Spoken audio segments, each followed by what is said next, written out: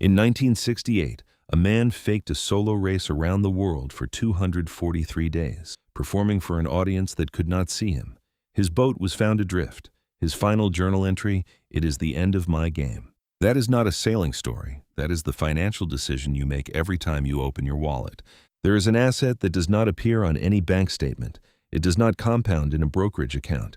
You cannot buy it with a raise. It is what Warren Buffett called the inner scorecard, the ability to measure yourself against what you think of yourself rather than what others think of you. The opposite is the outer scorecard. And most financial decisions, if you trace them honestly back to their origin, are outer scorecard decisions. The car, the apartment, the watch, the dinner.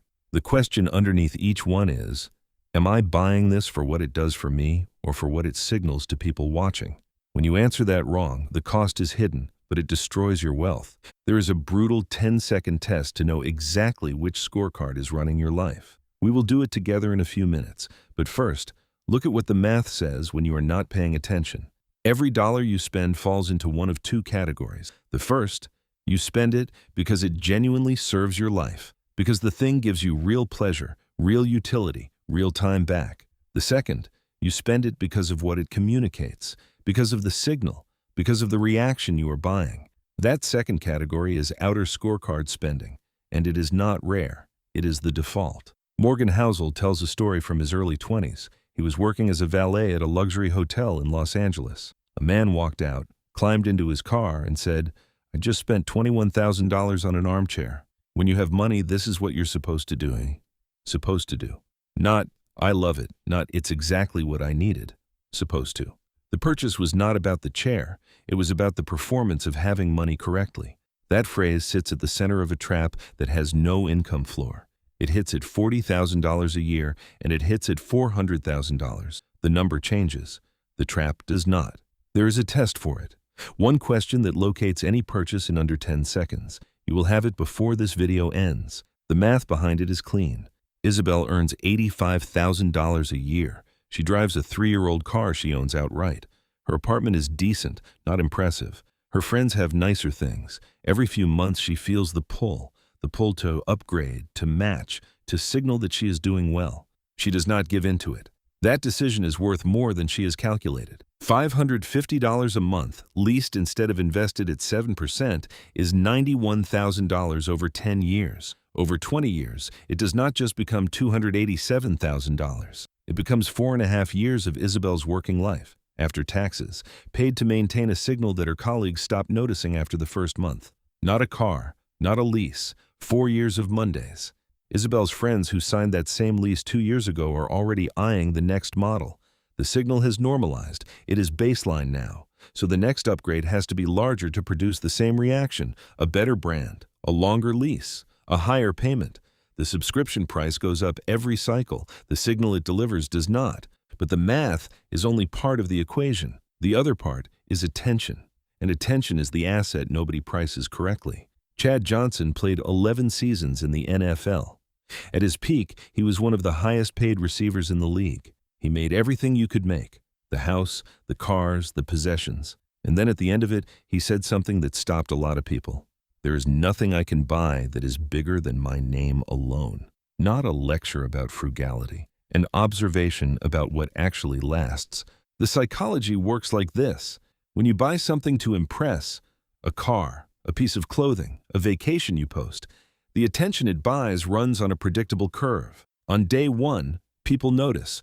By month 3, they have moved on. You are left maintaining something that no longer generates the return you bought it for. So the next purchase has to be larger to produce the same signal. This is not a moral argument. It is a mechanical one. You are running a subscription service where the price increases every cycle and the product delivers less every time.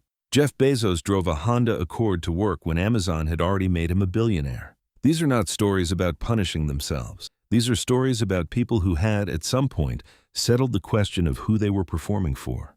It is easy to drive a Honda when you are worth $100 billion. But this is not about Bezos. It is about the cost structure of your own life. For Isabel, that shift did not require $8 billion. It required one honest question. Here is what changes concretely. When you operate from an inner scorecard, you stop needing to buy the upgraded version of things simply because an upgraded version exists. You buy the car that gets you where you need to go. You rent or buy the home that fits your actual life, not the one that performs your life for others. You take the vacation that you will remember, not the one you will photograph. None of this means spending nothing. It means spending on what actually scores on your own card.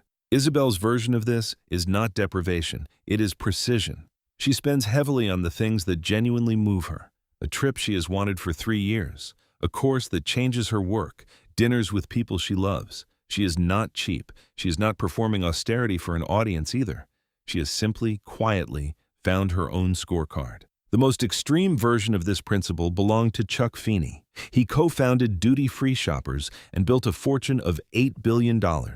He gave away 99.99% of it before he died in 2023. He flew coach. He lived in a rented apartment. He wore a $15 watch. When asked why, he said, "I'm happy when what I'm doing is helping people." Not happy when he impressed people. Not happy when people knew how much he had given. Happy when the work was actually doing what he intended. The man with $8 billion made himself genuinely hard to impress. It never depreciates. It does not require maintenance. It cannot be stolen by a market correction. Here's how you find yours. Write down your last 10 purchases over $200. For each one, ask a single question. Would I have bought this if nobody would ever know I owned it? The answer reveals your scorecard faster than any spreadsheet. If more than 3 of those 10 purchases would feel different in a world where nobody could see you owned them, you are not scoring on your own card. You are performing for an audience that has never been asked to perform for you. The uncomfortable version of this test is not the obvious purchases, the car, the watch, the vacation you photographed. It is the ones that feel earned, the upgrade you told yourself you deserved, the apartment that finally matched the job title. Those are the ones worth examining. When you feel the pull to upgrade, the apartment, the car, the wardrobe, pause long enough to ask, is this scoring on my card or on the audience's? Not to judge, to locate. Because once you know which card you're scoring on, the decision becomes easy. And when you find something that genuinely scores on your own card, spend on it without guilt. Donald Crowhurst spent 243 days performing for an audience while drifting alone in the Atlantic. He falsified every log, maintained every signal, and lost everything, because the only score he was tracking was the one other people could see. There was one other man in that race. Bernard Moitessier had a legitimate shot at winning. 3 quarters through, he fired a slingshot message onto the deck of a passing tanker. It read, "I am continuing toward the Pacific Islands because I am happy at sea and perhaps to save my soul." He sailed to Tahiti.